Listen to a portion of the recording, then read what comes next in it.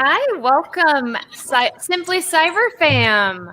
I'm your host today, Erika McDuffie, and I am beyond thrilled to be here with you today, surrounded by some of my dearest friends and some of the most influential members of our industry. Today, we're going to be discussing the Super Crew's latest endeavor, their co-authoring of the Cybersecurity Career Master Plan. Before we dive deeper into today's conversation, I want to take some time to introduce each one of these amazing panelists. We have the co-authors here, Dr. Gerald Auger, we have Jax Scott, we have Jon Helmus, and Nguyen. So I'm going to do a quick intro on each one of these amazing panelists before we dive into some Q&A.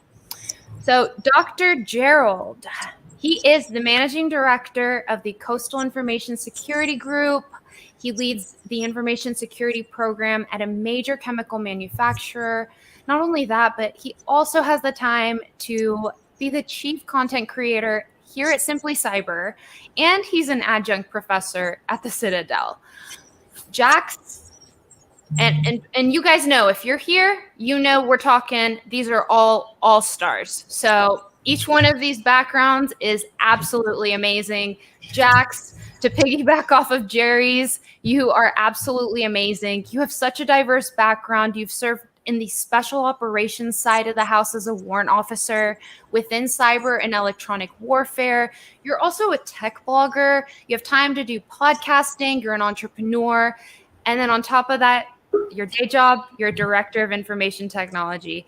You're an expert in military cyber policy. She's led global development operations and cyber countermeasures to mitigate near-peer attacks. And then in her free time, what free time? She invests time into her continued education as she pursues her master's in cybersecurity risk management at Georgetown University. I just need the doctor after me, like, Dr. Auger over here, but we'll get there. All in good time, Jax. Yeah. So continuing along, Mr. Jon Helmus. Jon is a hacker. He's a leader. He's an author. And then on top of that, he's also a dedicated professor. He's been working in this space for over 10 years, and he I mean, he's done it all from consulting to DoD Red teaming to teaching. He's also founded his own platform for offensive security interviews to just give back to the community. And he's also a PhD student at Dakota State University in the cyber operations program. And on top of that, all of these folks hold numerous certifications. And last but not least, we have Kim. Miss Kim is a full stack DevOps engineer. She's also a researcher with a broad background. And with all her free time, she's an instructor at the City University of Seattle, where she's teaching computer science courses. She also has tons of certificates. We don't need to get into that. One of the coolest things that she's been really working on and making a huge impact is she's founded this Passion Set Success, which is a platform that's really helping people identify their passion to achieve their right careers. So overall, the panelists here are incredible. There's a little bit about their background. I would love to see if anybody here, did I miss anything? Anything you guys want to add before we get started into some of the questions? I think you did an amazing job, Erika, and covered everything. Thank you for those amazing intros. Yeah, and I'd like to thank you for hosting this event, Erika. Sincerely I appreciate it, and I'm looking forward to it. How is this feeling for you, Gerald? I mean, she's hosting and you're on your show right now. Yeah, being a control freak, it's a little uncomfortable, but we're gonna push on. Yeah. He's in the background right now, like this with his hands. He's like, oh my God. This is the Erika McDuffie takeover on Simply Cyber. Yeah, I love it. Everybody's probably like, wait a minute, you're not Gerald, but you're asking questions to Gerald on Simply Cyber. So. Yeah. We're blowing up, you know. Roles reversed. Roles reversed. Yeah. So let's dig in, yeah? Let's dig in. Let's get started into this conversation. So, Jerry, I'm going to start with you. So, Cybersecurity Career Master Plan. I am super curious. First off, how did this book idea come to fruition? Yeah. So, thanks for asking, Erika. So, Simply Cyber over the last 15 months or so has engaged with so many people and really heard all these, kind of different, walks of life and where people are trying to break into cybersecurity. And there's a lot of commonality and a lot of similarities across different people, even though they have all, their own unique experiences, there are common ground. And, I thought, how awesome would it be? Like, I always wanted to write a book anyways, but how awesome would it be to really sit down and think through what would be the course of advice from idea all the way through to like leveling up your career and giving back to the community, like all of us are doing. How do you have that career arc and do it in a way that's actionable? And that was what birthed the idea of this book. Okay, so the idea came to fruition, and then it was game time. How did you make the game time decision of selecting these individuals here? I mean, everybody heard it. The backgrounds are all impressive, but how did you guys connect? I'm super curious, and I'm sure our viewers here are eager to hear about it. Yeah, so the origin story, just to take a step back, I tell people all the time how important it is in cybersecurity to network. Like if you have been watching Simply Cyber or seen any of or listen to really anyone who's kind of doing this in the cybersecurity space, you will hear you've got to network. You've got to network. And it's usually because that's how you find jobs, but there's other benefits to it. So Pact Publishing, great publishers, the ones who are publishing this book and worked with us throughout the experience, approached me and said, hey, would you like to write this book? Or I approached them. I don't remember what it was, but I was excited about this book idea. And they said, okay, it's, here's the deal. It's 10 chapters, 20 pages a chapter, roughly, just to give you an idea of what the load is. And I said, let's do it. I'm all in. Then, I looked at my job, my teaching, my Simply Cyber, my family. I am married with kids. I'm not just a robot. And I said, I don't know if I could do 10 chapters. So I talked to Jon because Jon and I are friends from way back, through networking of all things. And he had written a book with Pact. And I said, hey, I don't think I'm going to be able to do this. And he said, I know Jax Scott. She would be awesome. You two should connect. So there's 2 degrees of networking. Jax and I got on the phone, like fast friends, virtual high fives everywhere. We said, let's do this. Then we got a little bit down the road. She had a bunch going on. I got a bunch going on. And we said, well, maybe we should bring in another author. And she said, you know what? I wanted to bring in another author too. And that turned into Jon, who had the experience of being a published author already. And Kim, who's bringing that really fresh perspective. So like, we made like this, like Avengers Assemble, or not even Avengers. It was like to date myself, Voltron, which I guess if you're younger, maybe Mighty Morphin Power Rangers, but like we just converged and formed this super team, and it's been just an excellent experience. And it all came from networking. Yeah, sounds like you guys just clicked right off the bat. Match made in heaven, one could say. I love how you guys roped Jon in. Jon had the idea. He thought he was going to be able to just make a connection and then continue with his day job, and then ends up getting roped into the book. So I absolutely love that tidbit. Awesome. So Jax, this one's for you. I am super curious. We talked about all of these chapters. We talked about how many pages per chapter. You guys divvied up this workload clearly. Yeah. How did that go? I mean, what was the strategy behind that? Like, just starting from the planning process. Let's talk about it. I remember, so Erika, great question. And I remember the day and where I was when we had our first initial team call on how we were going to divvy out the chapters on this Excel spreadsheet that we had, which was basically chapters and the pages and the due dates was roughly what it looked like. And so I had this bright idea, and I was like, oh, we'll just, we'll work with you'll have a primary and a secondary. And now I'm going to add, I had just gotten done with a 3-hour hike on the Appalachian Trail. And I was in Pittsburgh or something at a pub. And I might've had a couple of beers. So the great idea seemed to really it seemed like a really, really good idea. And they were all on board. So while we had the Excel spreadsheet up, we all filled in the names. I'm like, don't even worry about it, guys. I'm going to take the first chapter. I'll even take the last chapter, and I'll even take one in the middle. And I did take into consideration what our skill sets were. So before we even had the call, I actually reviewed it, and I'm like, who would be good at this? Knowing what Kim's background was, leveraging her background and where she was, and especially she's so current and it's so raw with understanding the employment sector. So we have a chapter inside of our book that talks about that, the interview process, things like that. So I talked to Kim, we kind of went around the horn and we asked everybody, how do you feel about this? I had my kind of own ideas on who I thought would be really good at what chapters, and we all agreed and we pressed forward. It kind of got tweaked in the middle, but really we stayed on plan. There was only one time that we really had to tweak it, and it was when I think, Gerald, you had a couple of chapters that were pretty much back to back on top of editing. So we didn't really strategize that well enough, but it was an easy fix. We reached out to the publisher and we swapped chapters basically, or we didn't swap chapters, but we swapped the time when we were going to submit them. So I just took a different chapter and swapped it before him, and then everything was good to go at that point in time. That's awesome. Yeah. That is awesome. And that's a perfect segue to another question I have. And that question being, so Jon, I know this is a very loaded question, but our listeners here, hoping to get their hands on this book, what can our readers hope to learn from this book? And what was the intended audience when you guys were writing this book? Talk about a loaded question. Hey, I warned you. So that's a good question though.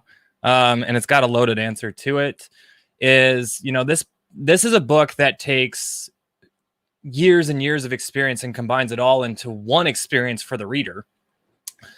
And as we're seeing now, cyber is becoming a very hot topic, more hot than it was last year and the years before. It just keeps growing and growing, and the need for professionals who understand and know what they're doing is becoming pretty paramount.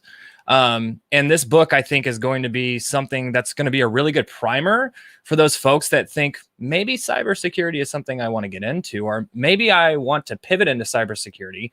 This is going to be a good book that's going to allow them to kind of go down multiple different paths in their head in theory and see what's going to work best for them. So the book is, it's landscaped between about 9 to 10 chapters. That's going to basically take you on a journey from where do you think you're at now and how are you going to get to the point that you want to be at?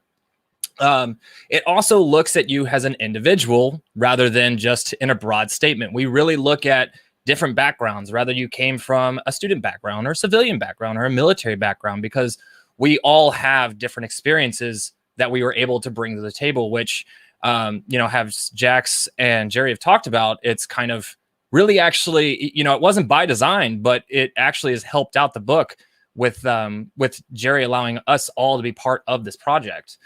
Also a big thing in cyber right now is getting that hands-on experience with, but you're having trouble getting it because you typically have to be on the job to do it.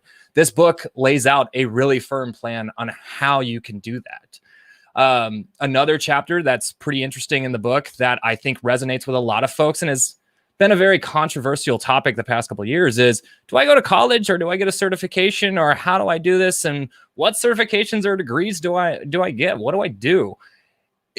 The book talks about how you as an individual should look at college and look at certifications and see how they are going to benefit you. Not if one is better or the other, but how it's actually going to benefit you and allow you to take your career to where you want to go and brand yourself and get that dream job that you want to get, rather it be, in blue teaming, red teaming, or if you want to work in GRC, or if you want to go into higher leadership. It is all in this book, and it starts out at ground zero.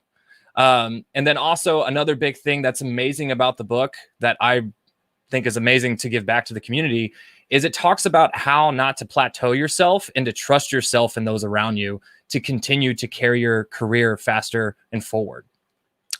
That's my loaded answer to your loaded question. Jerry, I think you were going to piggyback a little bit on this one. Yeah, I definitely did. Jon, like what Jon said is 100% accurate, but just to take it one step up, like at a macro level, so people can really appreciate what we did here. And kind of one of the very first conversation Jax and I had before Kim and Jon were even on board with this project, we said, okay, let's think about this as a career arc. So literally the book is 3 sections. The chapters that Jon just mentioned are in the book, right?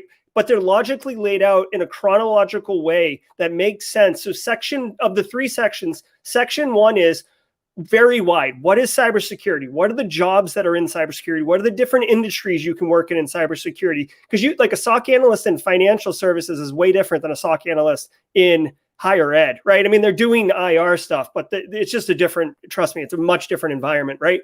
So is this even for you, right? People might buy this book and not go on to chapter 4 because they're after chapter 1, 2, and 3, they're like, I'm all set. I'm glad I spent I'm glad I invested in the book. So I didn't bother going, years into it and figuring out it's not for me. Right. But if it is for you, if this is what you want, you can go on to section 2. And that's where you get the experience. You find out if certs are the right way or education. You get what you need to be able to market yourself, get the job and start crushing it. And then once you start crushing it, because we're not going to let you off the hook, you've got to be contributing back to the community. That's where that section 3 is on what Jon said, how to not plateau, how to level up your career, how to give back, through mentoring or speaking or really just expanding that network. Because again, I'm telling you, networking is so valuable. It's ridiculous.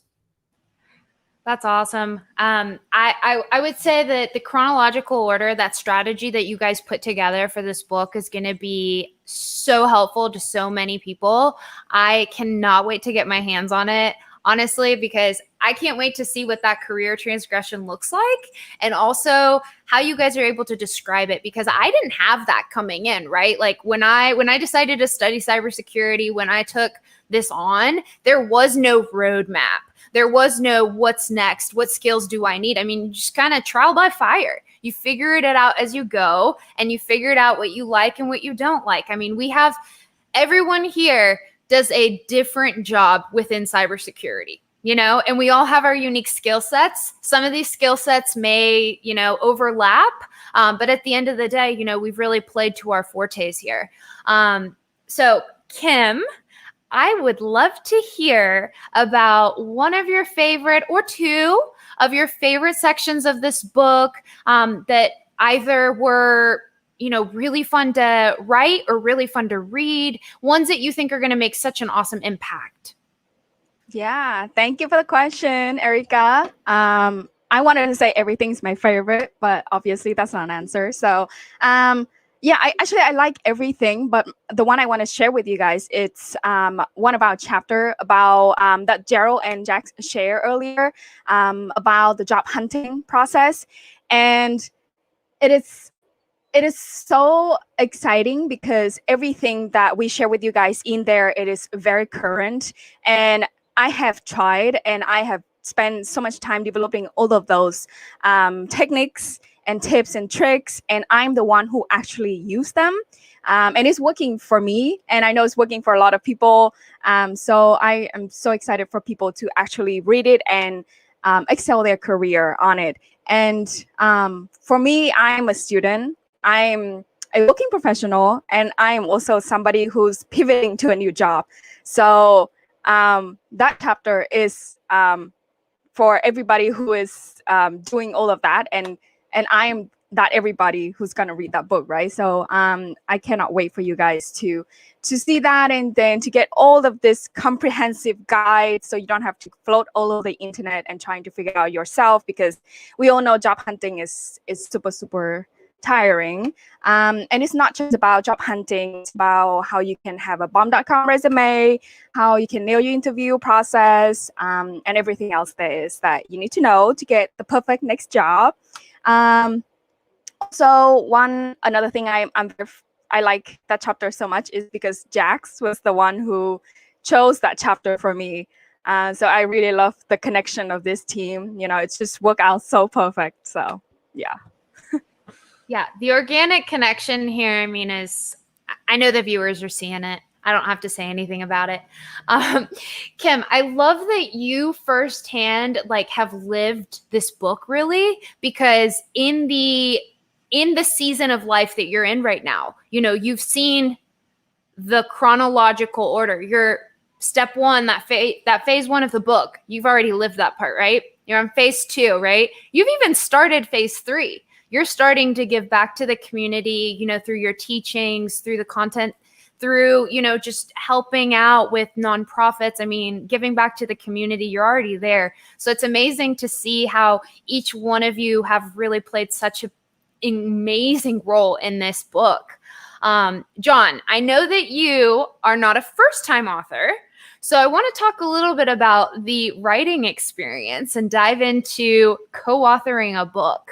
So how has your experience, writing a book, solo dolo, transitioning to co-authoring a book, and then what kind of lessons learned? Give me the scoop. All right. So, writing solo dolo, it's not that it's self-paced, but, when you have deadlines and milestones that you have to meet them with your publishing team.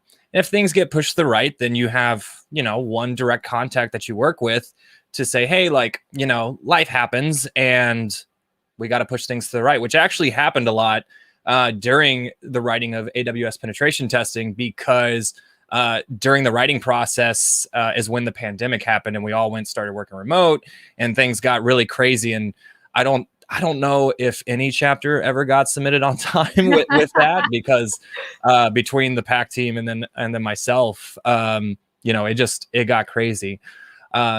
But it has being an individual author and writing on one project for yourself or by yourself, it's really, you only have one person to be accountable to, versus in a co-authoring experience, you have a lot of other folks that are going to rely on you and that you have to coordinate with.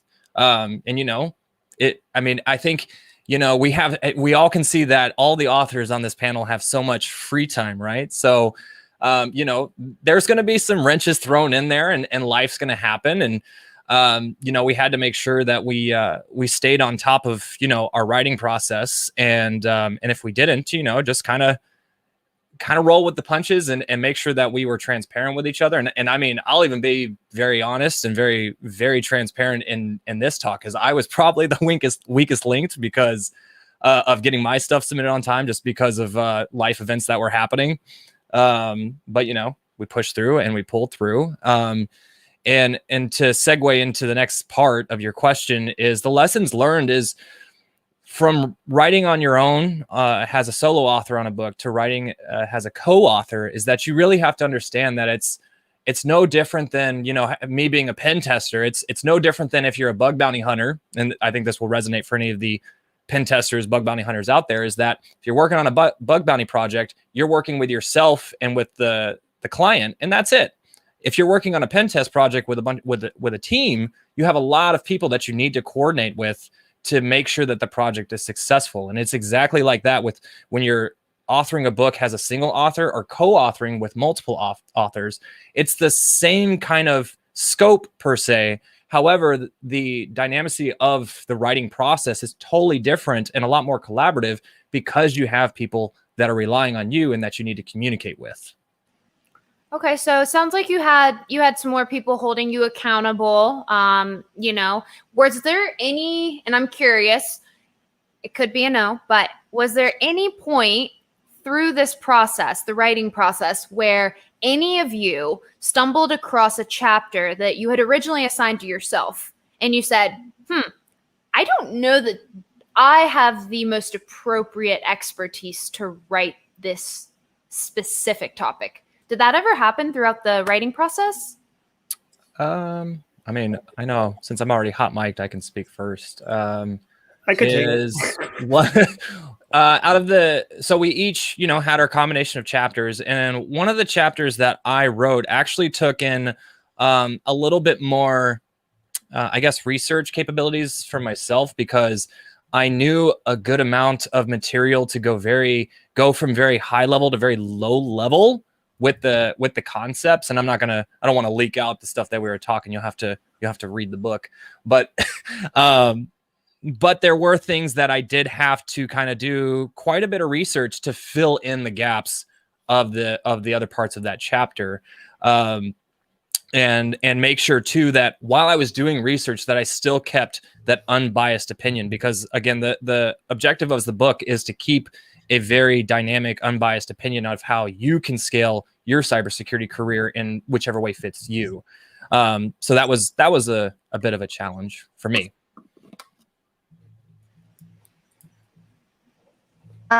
Yeah, I want to add a little bit on that. I totally agree with what Jon shared. And on the point of filling the gap, for me, it's the same. Even you know what you are writing about, right? But you don't want to write anything wrong, or you don't want to send any wrong messages for the audience. So I guess that's the part where you need to really, really double check your knowledge. So I guess that's also another part why having co-authors and technical reviews are so awesome, because they can help you double check, hey, you know, did I say anything weird? Did I say anything wrong here? Just to make sure the knowledge that you are delivering to your audience is all correct.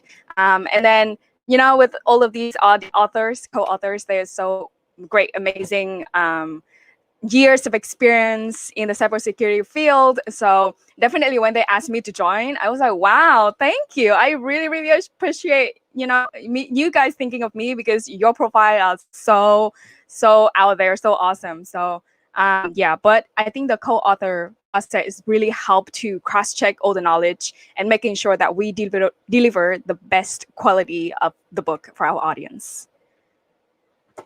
Yeah. I love that. And echoing a lot of what the other co-authors just said, my personal journey with the chapters, it wasn't so much about the topics, because I knew the topics. But I will tell you, when I got into chapter 1, being the first one and diving into it, I actually reached out to Gerald a couple of times just to have him do a quick edit, a quick review, and give me some feedback. Because full transparency, I started writing, I started having imposter syndrome. And I was like, oh my gosh, who am I to write this book? Maybe I don't know this chapter well enough. And Gerald took a quick look at it, gave me some feedback. He's like, it was something along the lines of like, hey, it looks great. I read through everything. Keep up the great work. That's literally all I needed. And I was like, all right, cool. And I just I just, kept going. And there were other times that I hit little speed bumps, but it wasn't that I didn't know the topic. It was more of that imposter syndrome of like, who am I to be writing this book? And why would somebody want to hear what I have to say? And I think that's actually something nobody's mentioned on this panel, but I know that is something, if not on this panel with the other co-authors, I've talked to other authors and they've said the same thing, that you experience challenges like that. And you question yourself if you have the correct knowledge base to be writing a book about it. So that was my experience. Awesome. Thank you for that, Jax. And I know that cyber books are hit or miss. I can speak for experience because I'm a huge reader. I'm an avid reader. So when I see cyber books that I'm recommended, I always buy them and I always read them. Some of them are very dry. What kind of writing style can the readers expect from your book? What was kind of the strategy behind that? Yeah, this is one of my favorite parts about this book, and one that I'm like really looking forward to the feedback from the community once our book is like out in the wild.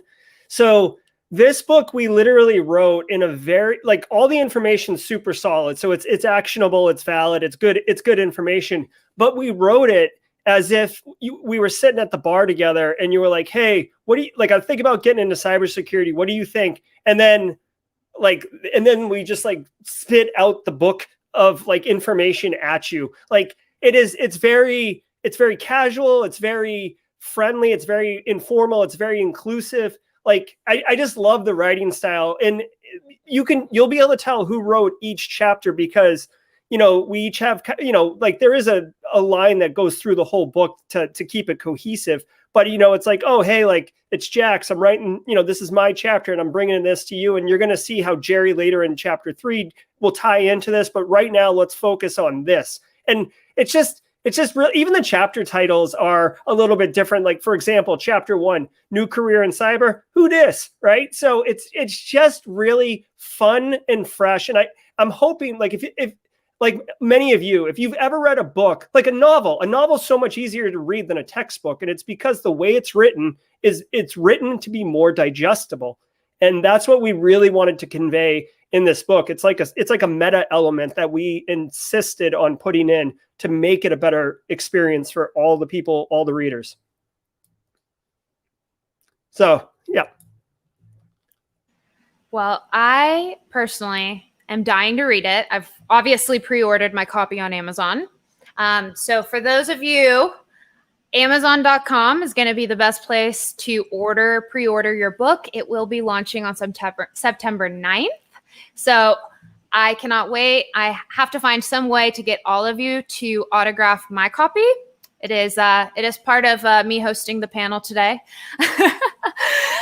Kim, I wanted to ask you one last question before I open it up into, let the audience kind of engage here for a moment. Kim, what was the experience of writing your first time book? Any advice for anybody that's either curious about, hey, maybe I want to write a book, or is actually getting close to starting that journey? What is your advice having been through it now? Great question. So the advice, if any of you are listening, whoever want to write a book, have some idea, then 2 questions I want you to ask yourself. One is, what is the idea of the book? What is this great idea you want to share with the world? Try to work on it. Scratch it out to something. Doesn't have to be solid, but you need to know the idea of the book, right? And then a second question is, what is your inspiration? Or who are you trying to help writing this book, right? Because we all know being an author is so cool, but that's not the only reason to write a book, right? You cannot just be cool, but you need to have great content. So think about it. What is the inspiration? What is the idea? How's your idea can be different from whatever we already have in the market? And execute on that. Just make it happen. You just have to talk to somebody, and you can get great advices to keep working on that idea. So long story short, just make it happen and make sure you know the reason why you want to write this book and stick with it. For the experience and experience part, it was definitely a very unique one. I did not expect myself to have a book in my 20s. So that is definitely something for me to brag about. You know, I'm going to go home to Vietnam. I'm going to brag about everything like that, you know, so cool now. But I love it. I love it. Yeah, I'm gonna be the perfect kid now. But anyways, it was a great experience. It was a learning experience for me too, because while the whole time I write the book, I need to make sure that my knowledge it's more solid, right? Because you're teaching somebody else. So it is a great way to make your knowledge more strengthened. So yeah, highly recommend. Jax, what do you have to add? I'm going to echo on what Kim was saying on strengthening your knowledge. I actually wrote part of this in one of the chapters in section 2 is understanding your why. And through that, you'll identify what your passion is. And then I really leaned on talking about writing. It was actually about understanding a blog and the importance of a blog. And I truly believe when you're a junior getting into cybersecurity, one of the best ways to learn is to write. And so if you may be a little bit of afraid to write a book, start with a blog. And I would just encourage you, start putting your work out there. If maybe it's not a blog site that you want to create for your own and be super formal, well, you could start writing articles and sharing them through LinkedIn. What I would say is when you do pick up the book and you start reading it and you start finding inspiration, reach out to us, message any of us, message all of us. That would even be better, and tell us what you're learning from the book. Give us the feedback, because that's what this community is about. And we even have a chapter in there about mentorship and menteeship. It's one of our last chapters because it's very, very important to understand that in the collaboration in this community. And writing a book was a dream, but I didn't realize it was going to be so soon. So I can't thank Gerald. Actually, you know who's the glue in all of this is Jon. I met Jon through VetSec. Through him, I met Gerald. And then because of Jon, I met Kim. So he's really the glue here. So thank you, Jon, for making the recommendation for Gerald to reach out to me so you didn't have to write the book with him, but then still committing to writing the book with us. We love you. Absolutely. Always glad to help. Amazing. Shout out to Jon.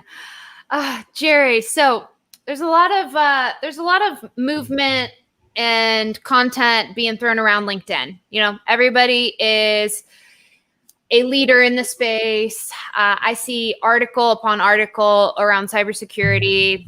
I mean, every time I open up my newsfeed, right? What makes this book different than any other resource that's out there about breaking into the industry for cybersecurity specifically?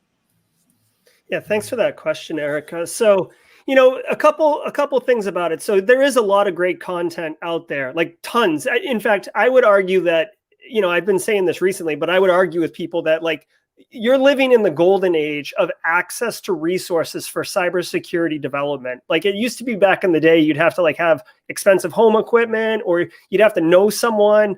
And now like there's just a ton of stuff.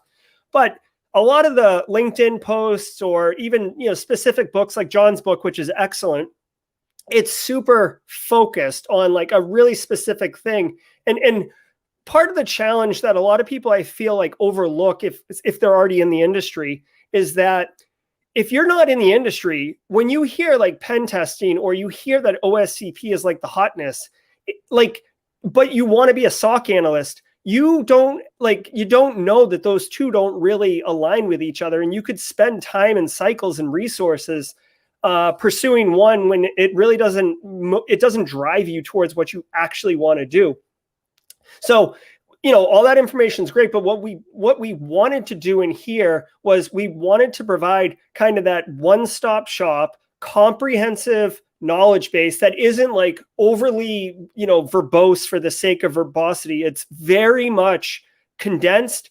And again, like I can't emphasize enough, we logically arranged it very specifically and deliberately so you can get what you need in the order that you should be receiving it so you can take action and execute on it. Like that's to me, that's the one thing that, you know, like whatever, the book's going to cost a couple bucks, whatever it's going to cost. And like all the information, yeah, you could probably glean it from the different talks that we do and the posts we make and all that other stuff. Like part of the value add proposition here is that we have condensed it, arranged it, eliminated any fluff. And it's a career master plan. That's why we called it career master plan. It's like literally a blueprint. Like, here you go, just follow these steps, you know? So to me, that's the key differentiator, and one that I'm really proud of. It is very much the underlying principle of what we wanted to accomplish with this book. And I really feel like we nailed it. Well, y'all heard it here first. We got the one-stop shop, the Cybersecurity Career Master Plan. Yep. Y'all have been awesome. I am really excited to get interacting with the audience. I would love to open up the floor for some live Q&A now. Yeah, let me look in here. Obviously, so I've already responded to this, but I spoke for myself, so I'll let all of you speak for yourselves. If anyone, if I'm open for connections, DMs are open, slide in them. That's the term, right? Slide in my DMs. Yeah. Yeah. So get on that. And it's all about the experience and all about the community. Again, networking is so important. Yeah. So I'm looking for some questions from the audience, and I just want the audience to know too, like we're all, experienced in very different facets, right? We've got GRC expertise from Erika. We've got threat intel from Jax. We've got DevSecOps going on down with Kim. Jon's obviously red to the red, right? And I'm just kind of a mixed bag guy. So throw your questions in there, because we pretty much encompass the entire catalog of jobs in the industry, to be honest with you. So okay, let me just ask a quick question, which so many people have, and we'll fire this one to Erika, since Erika has been doing such great work hosting. Turning it around on me. Okay. Yeah, well, it's classic me, right? Back to hosting. Totally. So, Erika, what are your thoughts around certification and hands-on experience for people trying to break into the industry? Yeah. This is a great question, and definitely one that I took my own approach on. I actually was the one that took the front load approach on certifications. I did that because I felt a lot of imposter syndrome starting out. I was, usually the only female in class. And then once I started in my professional career, I was also the only female. So I felt this duty and this sense of urgency almost to look qualified, right? So I had my degree, I was getting the hands-on experience, but I front-loaded certifications like it was my job. I'm telling you, I was like, I could not study for those things fast enough. So I definitely front-loaded those certifications before I continued to get more and more job responsibilities. I think that certifications are great for clients. I'm client facing, so it brings a lot of value to show that to my clients that there's an investment on my part, that I take my job very seriously. I take cybersecurity seriously. I want to continue to grow, and obviously I want to lead by example. Anybody that's looking up to me in the industry, any of my direct reports, any of my teammates, I want them to see the motivation behind the passion, right? Why am I doing what I'm doing? I can tell you that there's been some certifications that I've studied for that I've been like, wow, I've learned things I never thought that I needed to even know. And honestly, some things I haven't even used, practical hands-on experience, right, from the certification learning path. But alternatively, I've also had certifications that were let's learn how to take these questions and let's just pass it. So I think that certifications, it's really a loaded question, because it can go each way, right?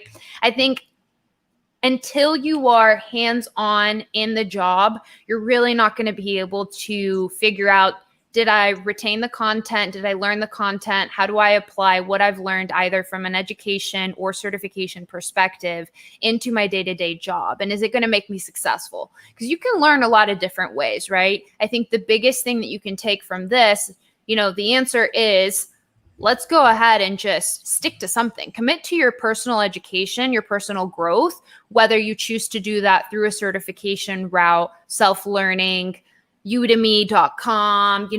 There's loads of information out there. Simply Cyber, you can learn how to do your job, right? Just online resources, and then apply it by doing it once you're actually in the job setting. Thank you. Yeah. So Jax, Harshan asked a question. Oh, wait, this is the wrong one. Eric Spencer asked a question. Former military, as we all pointed out at the beginning, Jax and Jon are former service members. Thank you. So Jax, what do you say to Eric here? Well, first off, that's awesome, EOD. I worked with a few EOD guys when I was deployed, so that's a lot of fun. A lot of things go boom. This is something I struggled with. I think maybe it's because in the military, we're taught to follow the rules, be quiet in certain ways. And when you come to the civilian sector, it's kind of a different world out here, and promoting ourselves is just not something that we're taught. Especially being retired, you spent 20 plus years, so that you're indoctrinated into one mindset. What I can tell you, and it's probably not what you want to hear, but something that I've had to learn on my own journey, 17 plus years right now, and a lot of that was in the uniform. You just have to do it. You have to step out. I used to be a closet writer till about almost 2 years ago, and it was because I finally stepped out and start putting content out there. And I say this all the time, I was in my own way. And I, in some ways, still in ways that I need to promote myself now, because you always have to keep leveling up. And this is actually one of our chapters in our book is talking about leveling up. I even today need to get out of my way in certain things, because you get scared and you get out there and you start having awareness around your brand, and people are going to start asking you questions, and imposter syndrome is going to come in. But the best advice that I can give you is just get out of your own way and reach out to the people that are on this panel and ask us questions, but leverage what your capabilities are. Start telling your story, your brand. And we talk about this in the book. We actually have a section about brand too, that's your story. What is your story? Because I can tell you right now, you probably have a very interesting story and people want to hear it. So start putting that out there, get out of your own way, and just start making it happen. You'll see a huge change in your life. Awesome. Yeah, thank you. So Jon, the next question is coming to you, and we're hot swapping around. Cedric asks, would you prefer a traditional route or go straight into cyber? And we get this question all the time in various forms and fashions around what's the best way to break in. How do you respond to this? Yeah, that's a good question, Cedric. So, yes and no to both of those. When you're thinking about help desk, sys, net admin, those are very generic terms. What are you trying to do in cybersecurity? Because cybersecurity is very, very broad, right? And there's lots of roadmaps out there that reference, how do you get to a certain point in cyber, and like what part of the field do you go into? We're talking about a book right now that's about to be published out here in about 2 months as of today. That's going to really kind of guide you to do that. There's no real, unfortunately, there's no real like strong answer to give you to go straight into cyber. Because if you try to go straight into cyber, again, if you try, you're still going, there are going to be things that you're going to have come up during your career where you're going to be like, oh, if I had a lot more fundamental hands-on in the field knowledge of this topic, this would have helped me out so much more right now, or I would have gravitated towards this instead. So honestly, it's not even a traditional route. It's more of an experimental route where kind of start tinkering with things that you think you like, and start thinking about things that really excite your brain. Are you more of an analytical kind of person, or do you like to go deep down into the weeds with things? Are you very detailed? Are you someone who is very outgoing and communicative? There's going to be traits that you're going to see about yourself that are actually going to help you guide yourself into the field. I can't say go be on a help desk and that's going to help you out. Is it? It's going to help you out, but it's going to help you out if you decide to go be like, I don't know, go from help desk to sysadmin to then becoming a network security professional or a security architect. versus, becoming a programmer would be if you want to be a programmer, the natural progression into cyber would becoming an application security engineer, an exploit developer, or becoming some kind of, advanced pen tester, something like that. So there's, it's really where you have to think about it more about the traits about yourself that are going to interest you, and then start looking at entry-level positions or beginner-level positions. Well, no, beginner-level position is the wrong term. Entry-level positions that are going to feed your appetite to feed those characteristics. Okay. I'm going to piggyback on this, Jon, because I am somebody who has been in cyber from early on. Like, that was something that I knew I wanted to do. I went the traditional route of studying cybersecurity, wanting to get a cybersecurity job. And as you mentioned, Jon, there definitely was that, okay, maybe this part of cyber isn't specifically right for me, right? Like, I started on the app sec side and I was like, okay, let me look at this, and I bounced around in different domains before I found my quote unquote home. So to answer that question, I mean, there is no right answer. So all of those different roles that you're taking are helping you get to that next step. And I think that's how you have to think about it, is what is the end goal? What am I trying to achieve? What skill sets am I trying to develop in order to get to that cyber position that I want? Because again, cyber is such a vast term. I mean, there's so many different jobs. Like we've mentioned here, all of us do different things within cyber, right? And together, I mean, we could probably have our own little cyber consulting firm, right? Between all of our experiences, but it's something that, you have to kind of find your home. So if you start in help desk, or as a sysadmin, you can become whatever you want. You can make your career and take it as far as you want to. You just have to have that desire to learn additional skills. I mean, I can tell you success stories of people that I have personally come across that have been sysadmins for 10 years and have transitioned into the security world and have taken those skills and been able to apply them beautifully, and are super successful and are really crushing it at their jobs. So no right answer. I think, this has been a long-winded answer, but short condensed version is, start looking at where do you want to be down the line and kind of start there. Nice. So Kim, Jimmy Mack's asking about past career experience has nothing to do with cyber. This is another common question that we see all the time. Is it beneficial as an older student breaking into the industry? What are your thoughts? Thank you for the question. I think that's a great one, which, like Gerald said, we run into this question very, very often. What if your past career has nothing to do with cybersecurity, which I resonate with this as well, because I came from business background. So I didn't know about cybersecurity or anything related to computer science at all whatsoever until a couple of years ago. But I think my answer will be it's never too late for you to find the right job that you like, right? When I teach, I do have a lot of older students, and some of them are in their 60s even, and they just started to take the entry-level courses at cybersecurity or computer science. And you might feel like you can be a little bit slower than the younger ones, but just take your time and don't feel too pressure about it. I think it's never too late for you to switch. And anything is technically related to cybersecurity, to be honest, right? Even you are in business, you in medical, you in hospitality, anything, it is has something to do with cybersecurity. So I think it's always a good option to look into cybersecurity in different aspects. Older just perhaps will give you more experience. So I hope to see you transitioning into cybersecurity. I hope that helps.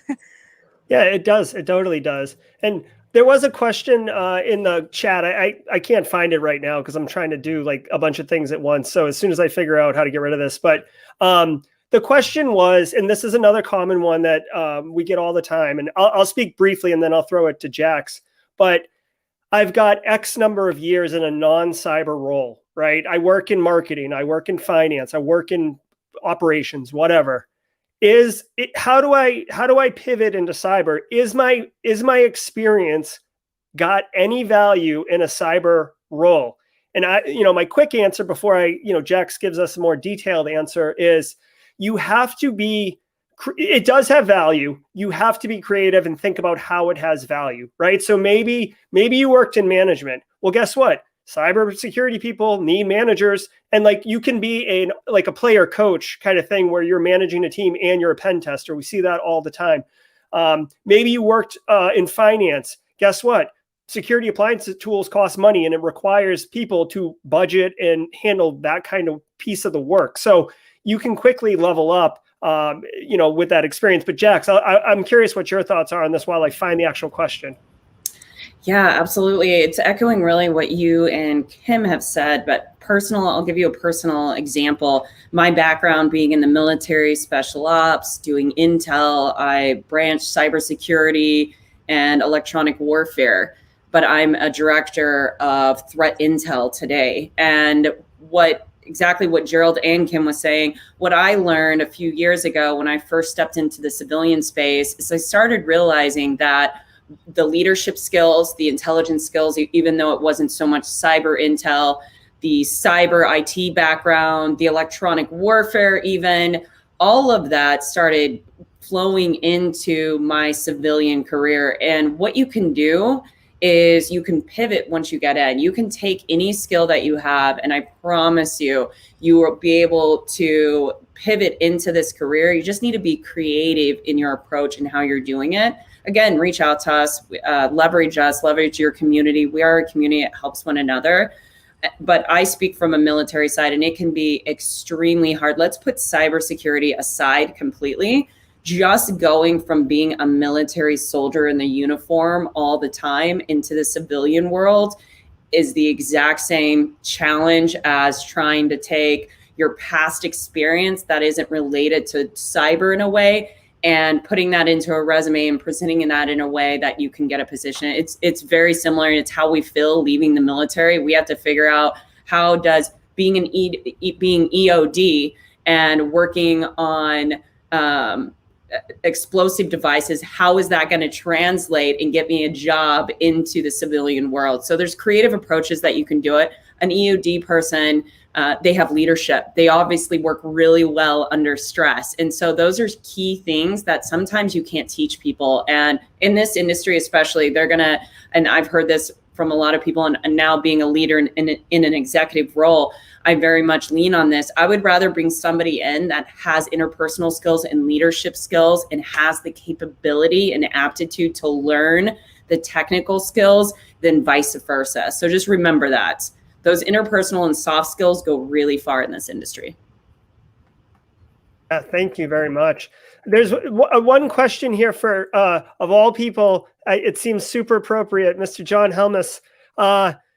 John, basically the question is around cloud and, cloud-based hybrid architecture.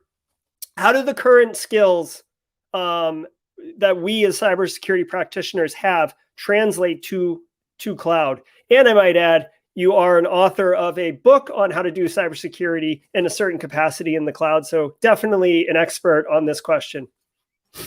Also, not to mention, shameless plug, but writing a dissertation based around cloud stuff too. So, all right. Yeah. So the skills that we have currently, if you don't have any cloud skills per se, right? And how those can translate into the cloud, really, I think my book is, not to do another shameless plug, but is a good way to kind of help bridge those gaps, because I built that book with a sense of saying, okay, this is going to be a book that's going to skim pen testing and AWS and kind of bridge the gap for folks that want to go into that field. And in writing that book, I kind of realized and had a lot of epiphanies of my already understanding of cloud that there are a lot of similarities. It's just, it's literally, it kind of plays on the joke of, it's the cloud is just really somebody else's computer. But, one of the skill sets I think that plays the most, and it's not a technical skill set, it's the cybersecurity skill set of curiosity. And this is going to sound super, super kind of like a Disney movie, but it's more of, the cloud is continuously evolving. It's continuously stacking on top of itself and providing new innovative services and constantly revamping its previous services. We see that a lot with, AWS. There's the running joke that they're always coming out with a new service every other day. And, it's great and innovating, but it's really just bogging everybody down. And with that being said, the curious mindset is going to actually feed into your knack to want to understand the cloud and be able to have an appetite to keep up with it. Because when you start to look at it, and if you take a physical diagram of a network and you take a diagram of a cloud network, the perimeter security pretty much stays the same. It's just you see services labeled differently. So, that, I guess, to piggyback or roll back on it's just, you really need to have that knack of curiosity that every cybersecurity professional has to essentially go browse and dive into the cloud, and kind of just see where it goes. Yeah, thank you so much, Jon, for that. And we're gonna keep going. I know Jon might have to boogie out of here in a minute, but we're gonna go because you guys have questions, and we are super excited to answer them. Okay, so Kim, I got a question from you coming from Parthik, who, by the way, shout out, attended the whole live stream yesterday and is here today. So love the support. He wants to know, and this is an excellent question: jack of all trades, master of none, or master of one? And kind of pointed. Thank you. Great question. I think this is a very common one as well, right? Everybody try to figure out, do I have to just focus on one thing, or do I have to be a multitasker? I think it really depends on you, or what you are better at. Let's say somebody who's really good at multitasking, they can chat and they can still do live stream, they can still look at all the comments and all that stuff. But other people, they can just focus on one thing, which is totally fine. It's just a different way how our brain function. And I think it applies to career as well. I know a lot of people who are master of one and they are very, very good with what they do. But they can only do that one thing, right? Because they're not very good with multitasking. But for other people, like I'm an example, I would feel more excited if I get to do a bunch of different stuff at the same time, rather than I have to focus on this only one thing. So it really depends on you. And I think you shouldn't have to be pressured about which one is the correct way to go, but rather which one would keep you excited.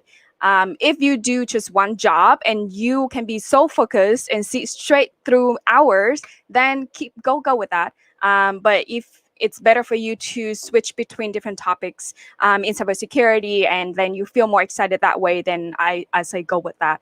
There's not really a right or wrong answer for this one, like which one is the better way to go. I think the most important thing is which one keeps you more fun and excited, right? Anybody want to add anything? Yes, I did. Oh, Jerry, you read my mind. Awesome. So the one thing I would add here is, Parthik, I really think it just depends on how your cybersecurity journey goes and what your end goal is. And again, some of us don't have our game plan for the next 10 years of our career laid out, right? But for example, if you know that your end goal is in, upper level management, you want to be more involved in the people side of the house rather than the hands-on technical skills. It may be good for you to do some kind of rotation. It may be good for you to learn the different facets of each one of these domains, understand them to a proficiency that is going to help you and enable and empower your team to do the right things. If you are wanting to go the expert route, so for example, if you're Jon Helmus and you are so passionate about pen testing and that is what you want to do, then become a master at that. I myself have bounced around in different areas. I feel like now I get to do a little bit of different things. There was a time where I definitely was focused on one particular very specific area, and I enjoyed that too. So I think you go with what you like, but then you also have to keep your eye on the prize. Like, what does that next role look like? Because if your end goal is to be, let's just say, a full stack engineer like Kim, I mean, you got to focus on the skills that you need to gain to get there. You don't need to learn a little bit about,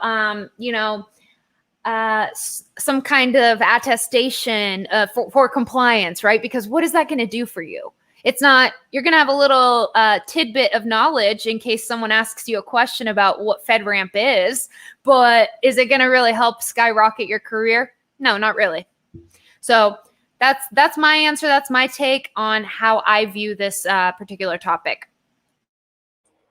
Yeah, adding a little bit more, Erika, that was perfect. Like you took me as an example, right? I like both cybersecurity and software development, so I'm staying with these two, but I still get my focused software side is still my main career, but cybersecurity is still there, and I'm not leaving it alone.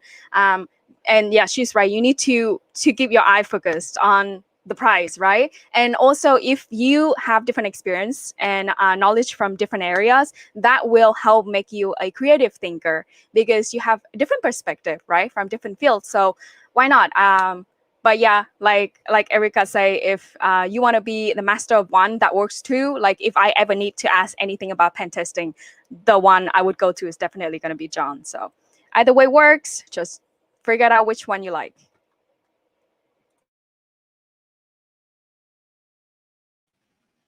This has been amazing. To the viewers who are still here, thank you so much for tuning in. To my panelists today, thank you guys so much. And Dr. Jerry, thank you for letting me take over Simply Cyber's YouTube channel today. Hope you guys have enjoyed this conversation. And again, please reach out to all of us on LinkedIn. Follow us, connect us, send us a message. Let us know what you thought today. And if there's any questions, anything that we can be of service to you, please do not hesitate to reach out. We'll catch you next time.